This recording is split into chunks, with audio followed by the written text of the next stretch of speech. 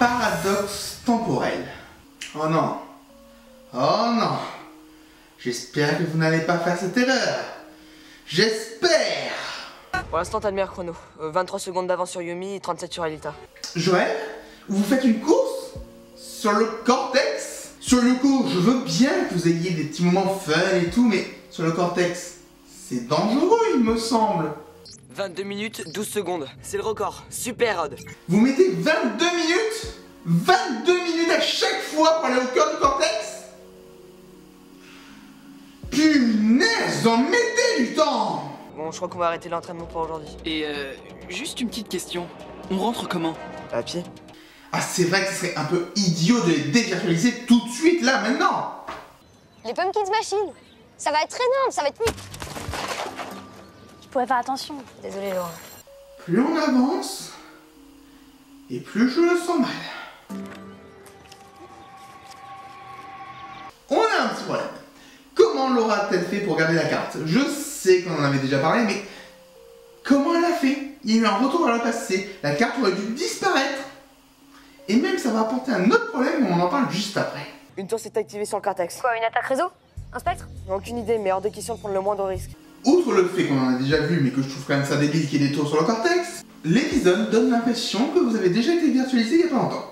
Or, selon les propres règles de votre série, pas de Code Lyoko Evolution, vous ne pouvez vous virtualiser que toutes les 12 heures. Autrement dit, seul William peut y aller maintenant. Autrement dit, il ne peut pas désactiver les tours. Autrement dit, cet épisode c'est de la merde! Jérémy, comment on va pouvoir faire sur le cortex sans Megapod? J'ai réussi à débugger le truc tout à l'heure. C'était un conflit entre ScanReader et un logiciel que je venais juste d'installer. Faut quand même bien l'avouer, t'es vraiment le meilleur, Jérémy. Non! Ah mais oui, bien sûr. C'est pas Xana qui a activé la tour, c'est Tyron. C'est pour ça qu'il n'y avait ni attaque de réseau, ni attaque de spectre. Bon, admettons.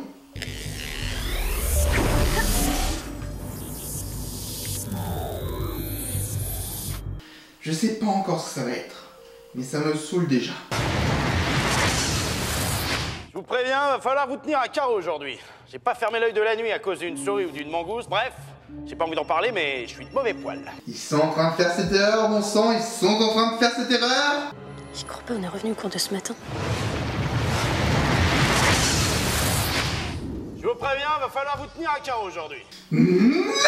Ce n'est pas possible! Je crois qu'on est coincé dans une boucle temporelle.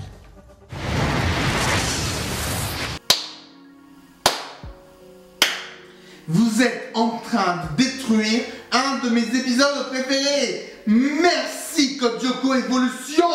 Pas une punition que tu vas avoir, c'est LA punition. C'est quoi le grand gym? Je m'en fous. Bon ok, j'ai le bon point de l'épisode, c'est bon, on peut passer.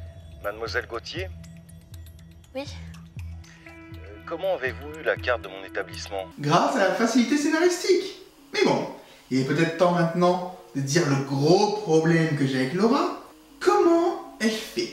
Parce que, on est d'accord, que pour qu'elle oublie tout, on aurait dû faire un retour vers le passé de plusieurs mois. Or, on voit très bien ici que ce n'est pas le cas. Du coup, je pose la question, comment les trous dans sa mémoire concernant le supercalculateur, quelque chose auquel tu pensais quand même pas mal de fois au cours de ces derniers mois, comment ils ont été tronqués ces trous? J'aimerais travailler sur un supercalculateur. Vous n'en avez jamais vu? Non, jamais. C'est fort regrettable. Expliquez-moi comment vous avez fait pour tronquer ces trous de mémoire, bon sang! Expliquez! Votre truc avec Laura, ça devient complètement con! Je connais le futur. Ton bug, ça va être un conflit entre ScanReader et un logiciel que tu viens d'installer. Comment il peut savoir pour ScanReader? J'en ai parlé à personne. Non, tu as dit que tu avais installé un autre logiciel et qui n'était pas compatible avec ScanReader. C'est tout! Je n'ai à aucun moment dit que tu avais installé ScanReader. Faites attention à la continuité de votre propre épisode! Ah, y a sûrement une solution pour exploser cette sphère. Yumi, on a tout essayé. Le Megapod! On n'a pas essayé le Megapod! Cela ne fera qu'un accident de plus! Comme ils sont dans une boucle temporelle, Tyron peut travailler sur la même séquence temps. Et il a donc un signal répétitif de Kadik. Ça veut dire qu'elle va pouvoir localiser le lycée. Si Tyron peut faire ça, à quoi sert Laura? Oh non! La sphère! Cours, Yumi, cours!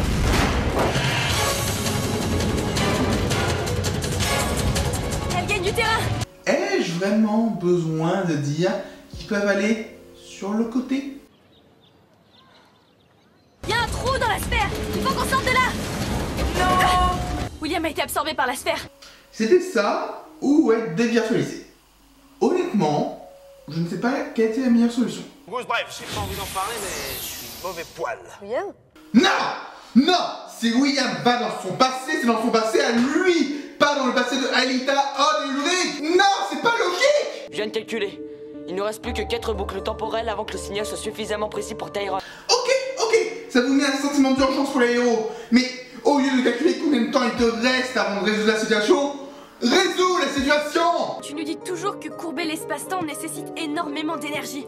Ouais, c'est pour ça qu'on limite les retours dans le passé. Non, et non! Si vous limitez les retours dans le passé, c'est tout simplement parce que cela renforce Xana. Et vous savez comment je le sais? Parce que c'est dit dans le même épisode que vous essayez de copier! C'est dit dans l'épisode, bon sang! Faites un putain d'effort! Que si on détournait une partie de l'énergie du supercalculateur de Tyrone, ne serait-ce qu'une fraction de seconde, on pourrait casser la boucle. Ah mais ouais, t'as carrément raison. Allez, prix Einstein de la facilité scénaristique! Fonce au Mégapod. Je te transfère. Ok, Jérémy. T'avais pas besoin de foncer vu que Jérémy fait tout à distance!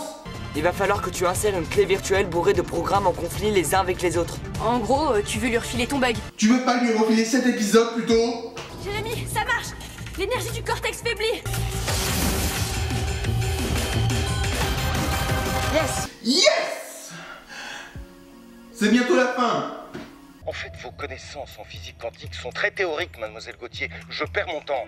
Je recherche, comment dire, des gens qui ont des connaissances plus pratiques. Donc, tu n'auras servi à rien!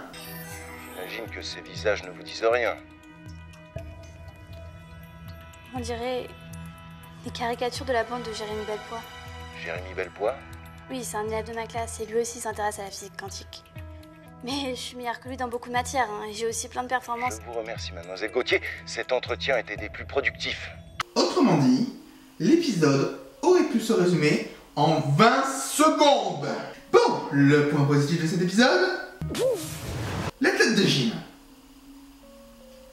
C'est peu. Et le point négatif de cet épisode, voyons. La gestion du retour vers le passé. Le retour vers le passé est une mécanique très simple qui a été installée dès le début de la série. C'est très simple à utiliser. Mais vous l'avez foiré! Vous n'avez même pas compris ce mécanique essentiel qui est là depuis toujours. Comment vous avez fait? Certes, vous pourriez me dire que la boucle temporelle de Tyrone ne fonctionne pas pareil, mais même le retour vers le passé avec Laura, comment vous me l'expliquez? Je veux des explications sur ça. Parce que là, vous vous dites juste, bon, bah, on va le faire comme ça parce que ça fait avancer le scénario. Mais il n'y a même pas de scénario. L'épisode ne sert à rien. C'est pénible d'avoir des épisodes comme ça où tu te dis, mais non, il n'y a rien qui avance. Vous voulez faire du cliffhanger, bah faites du cliffhanger, mais avec un bon épisode avant. Ça ne sert à rien ce que vous faites. Cet épisode est pénible. Il donne juste envie de le... Je sais pas, mais j'en ai marre. Cet épisode mérite le titre du pire épisode. Encore. Moyen, on lui donne quand même un 1 parce que la tête de Jim, ça vaut au moins 1. C'est vraiment peu, non? Mais bon, maintenant j'ai juste un tout petit truc à faire. Retour vers le passé. Paradoxe temporel. Honnêtement, je sens mal cet épisode. Vous savez quoi? On va pas le traiter et je vais juste laisser mon invité Stéphane le faire. C'est pas mal. Allez, ciao! Salut tout le monde, merci Mickaël. Alors d'abord mon avis sur Code Lyoko Evolution rapido dans sa globalité. Je vais pas critiquer le jeu d'acteur, etc. parce que c'était une tentative de faire une suite à la série originale un peu ratée, certes. Ça aurait été mieux, une vraie suite, mais bon, pour moi c'est pas non plus tout raté quoi. Les gros fans de Code Lyoko sont forcément déçus, ce que je comprends. Mais pour moi, j'ai bien aimé. Ça va, ça passe. Ça aurait pu être cool ou plutôt différent qu'il fasse du live action comme ça, mais en reprenant au début de la série originale pour voir ce que ça donne. Un bon point à la série globale est la refonte visuelle des faces sur Lyoko. Mais certains points basiques comme les tours carrées, je trouve ça horrible et non respectueux à la série originale. Autre petit point positif, bien qu'étant loin d'égaler le générique de la série originale, j'aime plutôt bien le générique d'Evolution. Bref, passons à l'épisode Paradoxe temporel. Déjà, j'aime pas le preview des épisodes qui spoilent une partie des épisodes, ce qui est aussi le cas pour celui-ci, mais c'est pas le pire. J'aime pas non plus quand les épisodes commencent direct sur Lyoko, ou en l'occurrence ici sur le Cortex. Un truc qui m'a fait rire, c'est Hot qui garde son téléphone sur lui en cours de gym. Déjà, c'est amusant, mais qu'il le garde en sonnerie, c'est complètement con de sa part, même s'il attend un appel. Et dans la scène initiale, il le récupère à la fin du cours. Il est sympa Jim, dis donc. Fallait récupérer le téléphone chez le CPO ou le proviseur à mon époque. Par contre, le je m'en fous de Odd à Jim, c'était épique. Dans la boucle, j'ai cru voir plein de faux raccords, notamment avec la position des acteurs en arrière-plan, ou alors c'est moi qui délire. J'ai aussi l'impression que Jim ne répète pas de la même manière la première phrase de la boucle. Et puis quand William apparaît d'un coup comme ça dans le cours de Jim, une fois aspiré, on en parle une fois et après c'est tout.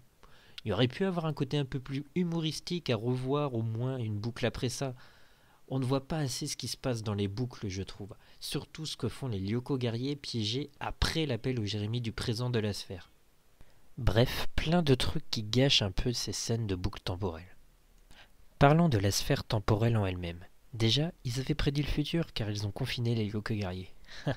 Je suis dans l'actualité. Bon, plus sérieusement, je ne comprends pas la logique du fait qu'une sphère sur Lyoko puisse faire revivre en boucle les événements de la réalité. C'est expliqué ensuite, mais bon. J'aime pas non plus son aspect. La tour active et violette sur le cortex, c'est pas mal comme couleur, j'aime bien l'idée. En tout cas, c'est cohérent de changer de couleur pour différencier Xana de Tyrone. Par contre, elle disparaît après l'apparition de la sphère. Je suis pas fan de l'idée de l'apparition-disparition des tours, même si elles sont fausses. Même si c'est sur le cortex, c'est bof, je trouve. Entre parenthèses, quand la sphère apparaît, Yumi est la seule à se dire « Tiens, il se passe un truc, et si je m'écartais de la sphère ?» Puis plus tard, c'est elle qui donne une solution à Jérémie. C'est elle qui devrait avoir le prix Einstein de cet épisode. Dernier bon point, c'est que pour une fois, il n'y a pas trop d'histoires d'amourette dans cet épisode et ça fait plaisir vu les anciens épisodes et les histoires de jalousie qu'il y avait. Il y aurait encore plein de petits trucs à dire, mais après ça ferait trop à détailler. Donc voici une petite liste très rapide des derniers points avec lesquels je me ferai un plaisir de parler dans les commentaires si vous le souhaitez. Nous avons le concours de vitesse en Mégapod, le cœur du cortex qui s'ouvre quand il veut, la carte de visite de Tyrone, l'aura Nunuche, les virtualisations, les compliments et remarques entre les protagonistes qui sont inversés, la couleur violette, l'entorse de Jérémie, l'overbike et William, la chambre de Laura, la scène de la sphère qui roule, le suicide de Yumi et la réapparition d'Elyoko guerrier sauvé comme si de rien n'était.